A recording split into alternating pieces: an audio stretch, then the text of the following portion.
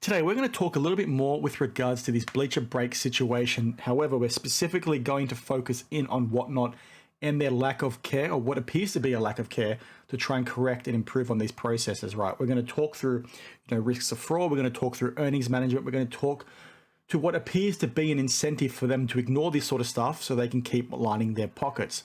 We're going to talk to a lot today, so please bear with me as we go through each of that. It's going to be pretty interesting.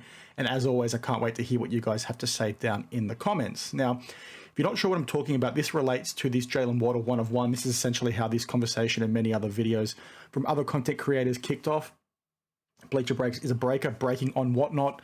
They hit this card, lost it, and then it showed up again 8 months later in one of their own products. A lot more information has come to light that indicates this is quite pervasive for Bleacher Breaks, i.e. this has happened many, many freaking times. But as we all know, with the number of breaks we've seen over the last, 12 months, 6 to 12 months on Whatnot, this is happening almost every single day because it's so easy for these startup breakers to jump on Whatnot, start breaking, and then rip customers off. Now, I've had a few other people sort of reach out to me, and that's why I've decided to talk about this in a video around, well, Daniel, what is Whatnot actually doing? What are they doing? Why don't they appear to care? Look at Bleacher Breaks. They've sent me all these screenshots with regards to feedback, and there's so many people that are talking to missing cards, lost cards, all these kind of thing, right? And it goes back for like 6, 7, 8, 9 months just for Bleacher Breaks, right? And this is happening across their platform as a whole. And so people see that alongside statements like this from Whatnot and sit back and think, well, Whatnot's actually not actually doing anything, because you've got all this feedback with people like Bleacher Breaks and hundreds of other breakers with the exact same sort of thing.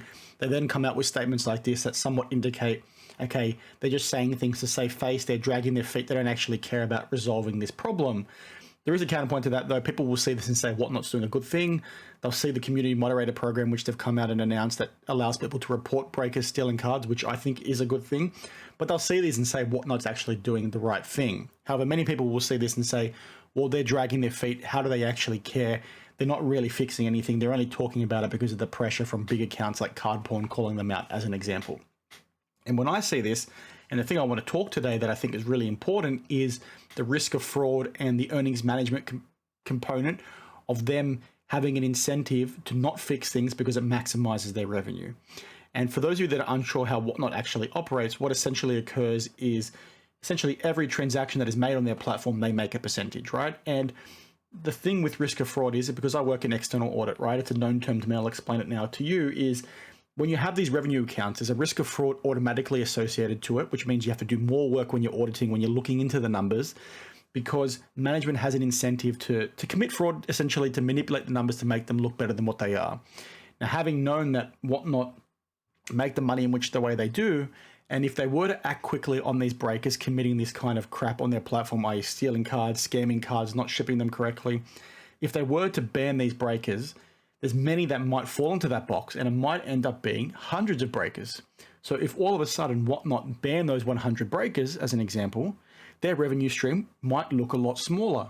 Because when you factor in the price of boxes and how some breakers are essentially operating 24/7, and you're looking at the prices and the amount of money being spent by people, because it is a gambling element as well, that's a huge chunk of coin that, Whatnot could lose overnight. And there is a term called earnings management that some of you guys that studied business might know, and that goes to the same sort of thing. It essentially occurs where you've got senior stakeholders that have KPIs tied to revenue, i.e. bonuses and things like that, and they work in sales. So they've met their sales quota for the year. They've already met their bonus. They want to push the numbers and the sales into next year's financial report, into next year's numbers, because they've already made their bonus, stuff the business. If the business wants to record things correctly, they don't care. They just care about themselves.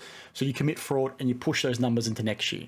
That's an incentive from an earnings management perspective. And that could be occurring in this instance as well. Not necessarily shifting numbers anywhere, but earnings management in the sense, is there somebody out at Whatnot that is a senior stakeholder that knows if they were to ban this many breakers straight off the bat, they would expose themselves to a huge reduction in revenue, which might indicate that person might not get their bonus, that person might not get their promotion that they were promised.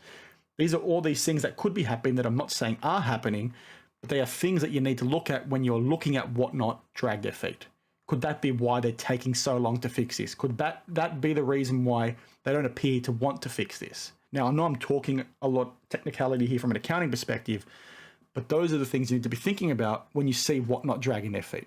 Okay, they might not be doing it from that perspective. They might not be doing it intentionally, but that's a good question to ask. And that's something we as a hobby should be pushing back to them on, because this dragging their feet from them has been occurring for a long time.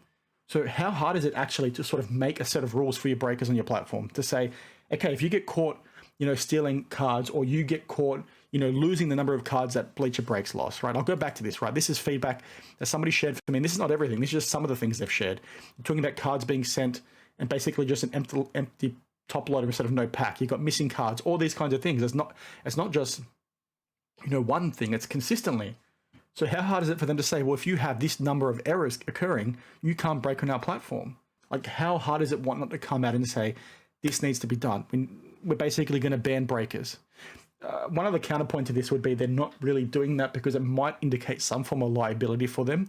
i.e., if you got people complaining for the last 12 months and then all of a sudden you implement a new policy that basically says, okay, well, everything that's occurred 12 months ago, we actually now think that's wrong and we're not going to recompensate you for any of that, and we've made a mistake. Does that expose them to some form of liability if they fix it from today?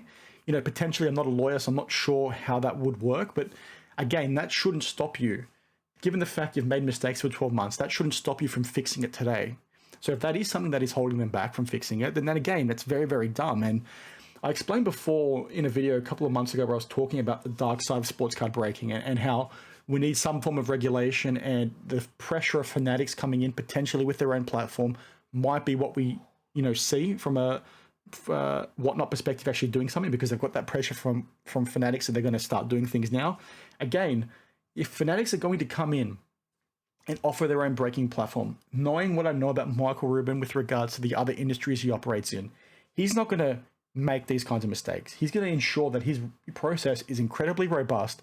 So when you have breakers doing this kind of crap, they're not going to get away with it. And from what we've seen with other things that fanatics do, they're not going to be a company that drags their feet. They appear to be very quick to react, which I talk about all the time. That's what we need in this hobby. You need, this new age mindset where these CEOs are communicating with people within the hobby, because that's how you sort of show that you're innovative and you're wanting to improve and learn. It goes to SGC Pete. I use him as an example all the time.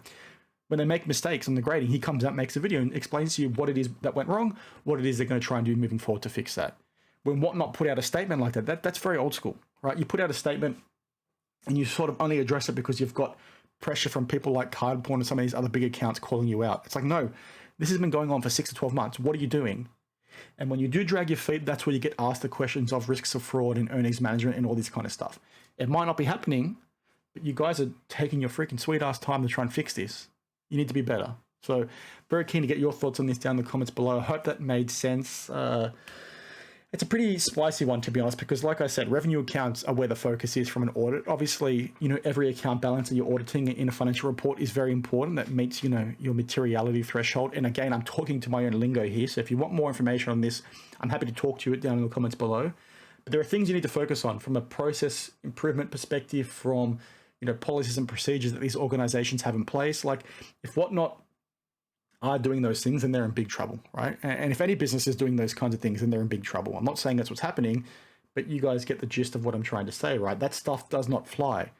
When you're doing this kind of thing, you're expected to maintain certain trackers, certain policies, certain, documentation in place, some kind of correspondence as a business. If Whatnot is not doing any of these things, or any other businesses are not doing those kinds of things, and you allow these kinds of mistakes to continue to perpetuate on your platform, you're going to be in big trouble long term. So very keen to get your thoughts. Thanks for watching, and I will see you in the next one. Cheers.